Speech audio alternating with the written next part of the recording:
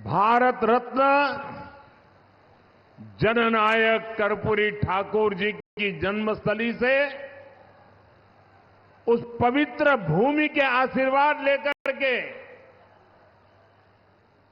आपके पास आशीर्वाद मांगने के लिए चुनाव अभियान शुरू किया था। और आज यहां पूज्य बापू के सत्याग्रह की भूमि चंपारण में इस चुनाव अभियान की ये मेरी आखिरी सभा है। मेरा अभियान यहां संपन्न हो रहा है। मेरा अभियान भले आज संपन्न होता हो, लेकिन चुनाव प्रचार कल शाम तक चलने वाला है। कल शाम के बाद खत्म होने वाला है। लेकिन यहां बिहार के नौजवानों ने, बिहार की महिलाओं ने, बिहार के मेरे गरीब भाई बहनों ने, बिहार के मध्यम वर्ग ने, बिहार के किसानों ने, गांव में रहने वालों या शहर में रहने वाले हो, सबने कंधे से कंधा मिला करके एक ही सपने को लेकर एनडीए के समर्थन में चुनाव प्रचार खुद संभाल लिया। मैं कह सकता हूं, ये चुनाव हम लोग नहीं लड़ रहे हैं, कोई एनडीए का नेता नहीं लड़ रहा है, न मोदी लड़ रहा है, न नीतीश कुमार लड़ रहे हैं। ये चुनाव बिहार की जनता लड़ रही है। साथियों, मैंने जब भी बेतिया से, चंपारण से आशीर्वाद मांगा है, तो आपने कोई कमी नहीं छोड़ी है। इस बार मेरी उम्मीदें आप सभी से और ज्यादा बढ़ गई है। जो देता है उसी से मांगने का मन करता है। 11 नवंबर को दूसरे चरण में मुझे सिर्फ सीटें जीतनी है इतना नहीं है, मुझे तो इस बार यहां के हर बूथ में जीतना है। हर बूथ में जीतना है। जिताओगे? बूथ में जिताने की ताकत आपकी है। एक भी बूथ हमें हारना नहीं है दोस्तों। ये मिजाज होना चाहिए। हम हर बूथ पर एनडीए के इन सभी उम्मीदवारों को विजयी बनाएंगे। और मैं आपको वादा करता हूं, जितनी बड़ी जीत मिलेगी बिहार में, एनडीए की विजय विकास की एक बहुत बड़ी ताकत बनने वाली है। साथियों, अपने पूरे चुनावी अभियान के दौरान मैंने देखा है, एक रैली दूसरी रैली का रिकॉर्ड तोड़ देती थी। एक के बाद एक रिकॉर्ड टूटते जा रहे थे। और पहले चरण के मतदान में भी सारे रिकॉर्ड आपने तोड़ दिए हैं। देश आजाद हुआ तब से लेकर के आज तक के सारे रिकॉर्ड तोड़ दिए हैं। मैंने बिहार के सपनों और संकल्पों को लेकर के इस चुनाव अभियान में व्यापक चर्चा की है। एनडीए की डबल इंजन सरकार ने क्या किया है और आगे क्या करने जा रही है, अपना काम और भविष्य का रोड मैप, ये दोनों हमने बिहार की जनता के सामने रखा है। आज बेतिया से मैं बिहार के हर माता पिता, बिहार की हर बहन बेटी, बिहार के हर नौजवान से कहूंगा, वो दिन दूर नहीं जब बिहार की पहचान फूड प्रोसेसिंग के पावर हाउस के रूप में होगी, जब बिहार की पहचान टूरिज्म से होगी, बिहार की पहचान टेक्सटाइल से होगी, बिहार की पहचान टेक्नोलॉजी से होगी। आज बिहार की पहचान मेक इन इंडिया के एक बड़े सेंटर के रूप में होने की दिशा में कदम बढ़ रहे हैं। बिहार ने सामाजिक न्याय की परिभाषा देश को दी है। अब बिहार समृद्ध भारत का, विकसित भारत का नया उदाहरण बनेगा। इसके लिए मैं आज बेतिया का, चंपारण का, आप सबका, मेरे साथियों के लिए आशीर्वाद मांगने के लिए आया हूं। साथियों, बेतिया ने, चंपारण ने आरजेडी कांग्रेस के जंगल राज का सबसे डरावना रूप देखा है। जंगल राज वालों ने सत्याग्रह की इस पुण्य भूमि को लठेतों और डकैतों का गढ़ बना दिया था। आए दिन यहां हत्याकांड होते थे। बहनों बेटियों का घर से बाहर निकलना मुश्किल था।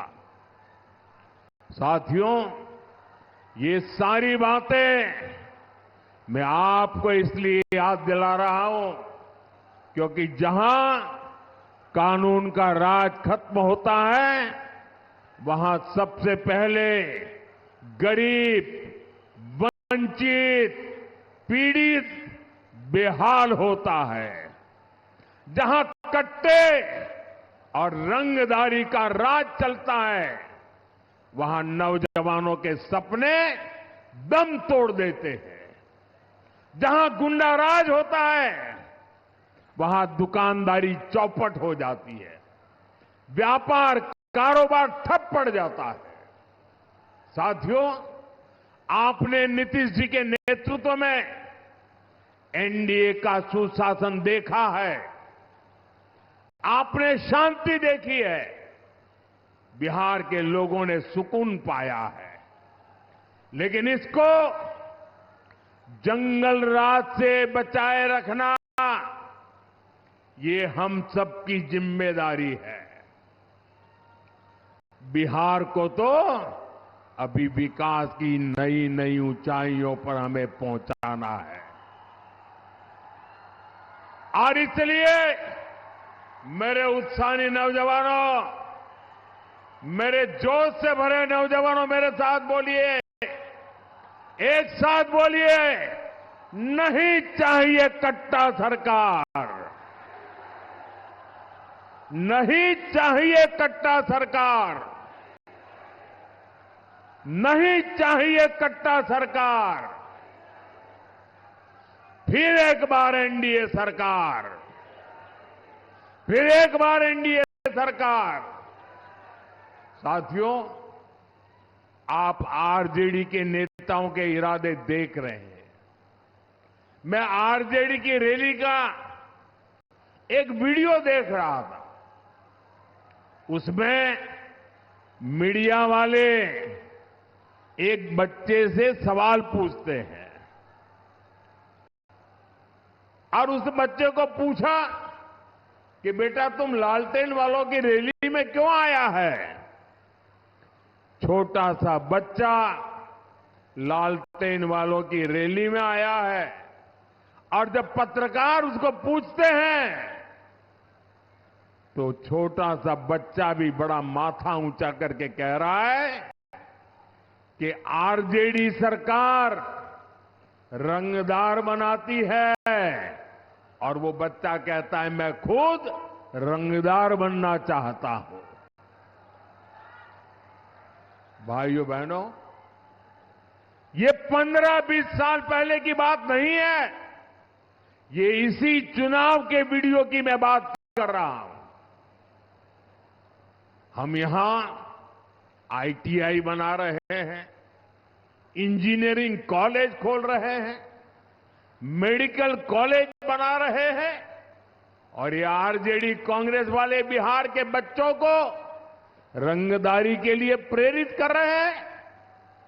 साथियों, ये चुनाव सिर्फ आरजेडी कांग्रेस की पराजय तक सीमित नहीं रहने चाहिए। आपको उस मानसिकता को हराना है जो बिहार के बच्चों में जहर का बीज बो रही है। साथियों, बिहार तभी आगे बढ़ेगा जब यहां के युवाओं के सपनों को, उनकी आकांक्षाओं को प्रोत्साहन मिलेगा। ये काम एनडीए की डबल इंजन सरकार कर रही है। एनडीए सरकार बचत भी बढ़ाती है और विकास भी करती है। हमारी सरकार ने ऐसे निर्णय लिए हैं, ऐसी नीतियां बनाई हैं जिससे हर परिवार को बचत होती है। 2014 से पहले जब दिल्ली में आरजेडी के समर्थन से कांग्रेस सरकार चलती थी, तब महंगाई चरम पर थी। वो समय याद कीजिए। जो 30, 35, 40 साल के लोग हैं उनको तो जरूर याद आएगा। आपको याद है उस समय कौन से गाने चलते थे?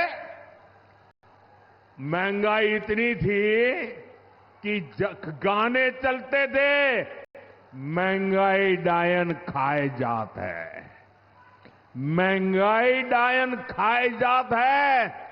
ऐसे गाने तब कितने मशहूर हुए थे।